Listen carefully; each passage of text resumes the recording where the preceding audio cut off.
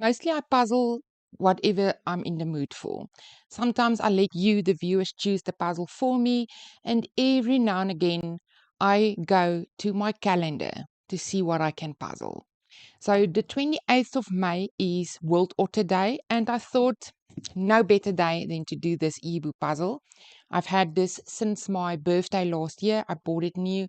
I haven't had the opportunity to assemble this puzzle yet, and I thought since it's the World Otter Day, the 28th, why not?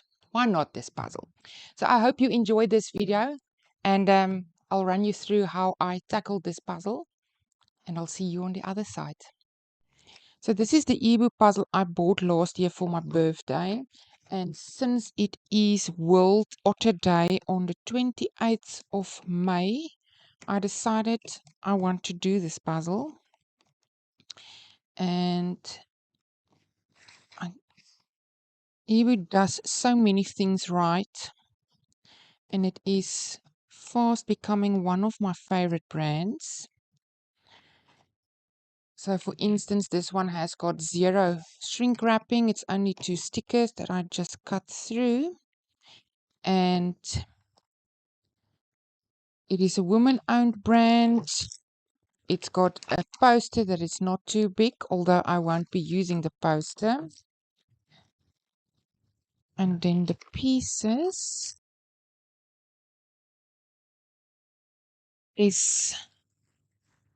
are slightly on the glossy side. So that, in my opinion, is the only thing that eeBoo needs to work on in order to take over the puzzle world.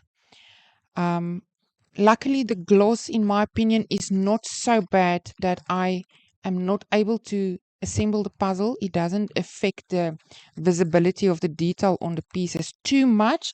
But if this was matte pieces, this would have been absolutely perfect. They mostly or only use female artists. The ones that I've done so far was all female artists, and women-owned brand. The illustrations are just absolutely beautiful. So for this one, I'm going back to my default setting. I will be taking out the edge pieces. I will be flipping around the balance of the pieces to be able to see all the detail. And then I will start with the edge and I will put the puzzle together. So let's see how this goes.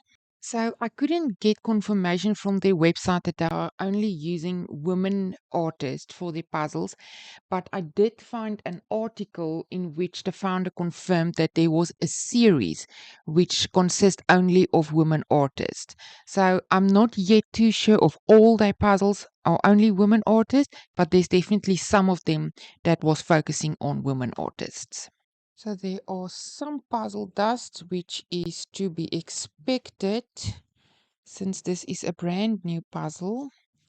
But luckily, I don't worry about puzzle dust. It doesn't bother me at all. And I'm ready to start this puzzle.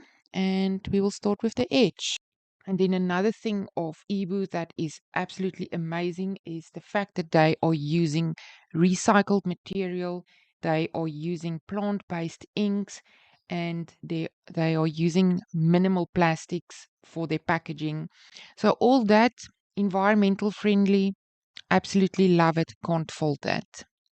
And then of course I'm missing at least 1, 2, 3, 4 edge pieces, which is probably sorted in with all of those. So initially I thought this puzzle would be on the tricky side because the sky and the water is more or less the same color, greenish blue, and the same with the underwater ground and the ground above water. All very similar to each other. The otters itself, mostly brown above water, mostly dark green below water. So two different colors basically. And then you've got the standout elements like the flowers, the plants, the shells, the fish. So there was a lot of things that I knew I would be able to work off from, but I thought I would get stuck with the background and the ground. but I was definitely wrong. I don't know if it is because the last puzzle I assembled was the Impossibles puzzle, and that was in a difficulty level in its own. It was extremely difficult.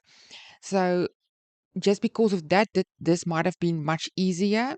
But in general, I think if I look at the time I spent on it, this wasn't a difficult puzzle at all.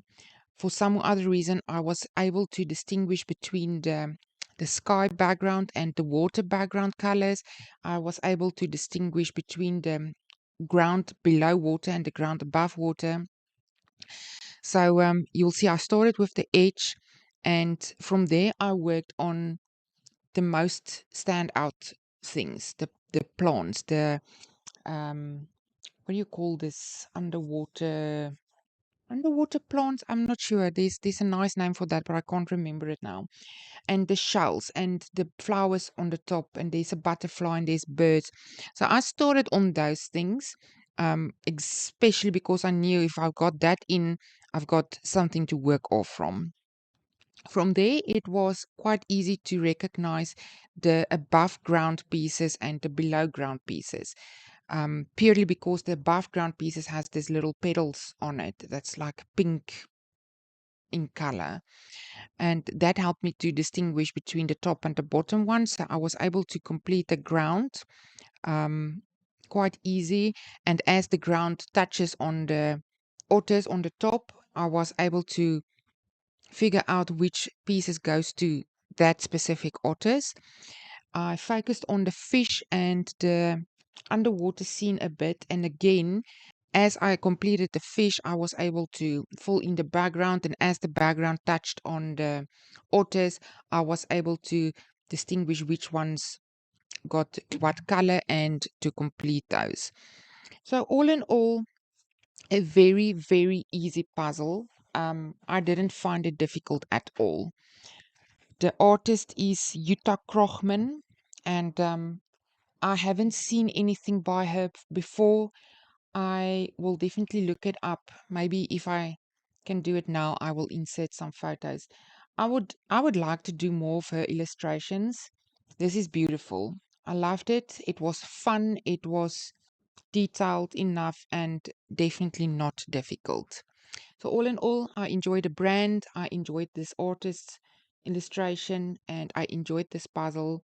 And yeah, I don't know if you guys knew it, but 28 May is World Otter Day, and I don't have otters in my area or even in our nearby wildlife. So that's not something I'm regularly exposed to in real life.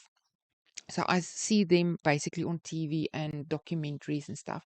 But cute animals, love them, and I enjoyed the puzzle.